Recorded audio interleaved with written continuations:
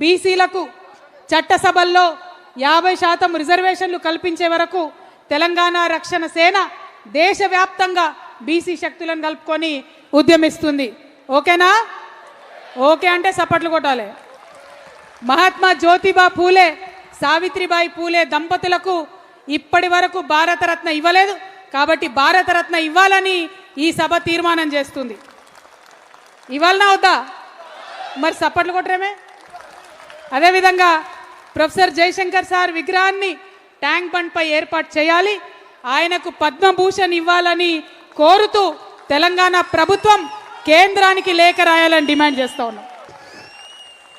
రాజ్యాంగబద్ధంగా ఎస్సీలకు దక్కాల్సిన నిధుల్లో ఒక్క రూపాయి కూడా పక్కదారి పట్టకుండా చర్యలు చేపట్టాలి. ప్రతి రూపాయి ఎస్సీల అభ్యున్నతి కోసమే ఖర్చు చేయాలని ఈ సభ తీర్మానం చేస్తూ ఉన్నది. కేంద్ర రాష్ట్ర ప్రభుత్వాల్లో ఖాళీగా ఉన్న ఎస్సీ ఎస్టీ బ్యాక్లాగ్ ఉద్యోగాలన్నీ భర్తీ చేసేందుకు ప్రత్యేక నోటిఫికేషన్ ఇవ్వాలని ఈ సభ తీర్మానం చేస్తుంది. ఏమైంది? అలసిపోయారా? ఆదివాసీలకు అడవులపై సంపూర్ణ హక్కులు కల్పించేలా మేం పనిచేస్తాము.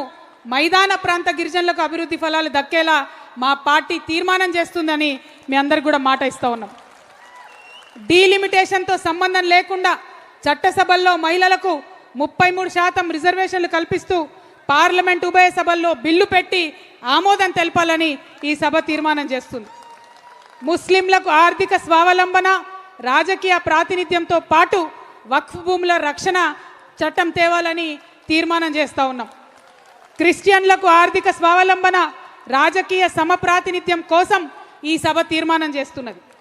సిక్కు సోదరుల అభివృద్ధి కోసం, ఆర్థిక స్వావలంబన కోసం ప్రత్యేక కార్పొరేషన్ ఏర్పాటు చేయాలని ఈ సభ తీర్మానం చేస్తున్నది.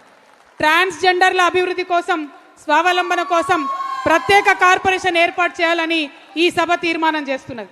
చివరిగా వికలాంగుల కోఆప్షన్ మెంబర్లుగా అవకాశం కల్పించడంతో పాటు వారికి హామీ ఇచ్చినట్లు పెన్షన్లు పెంచాలని ఈ సభ తీర్మానం చేస్తూ ఉంది.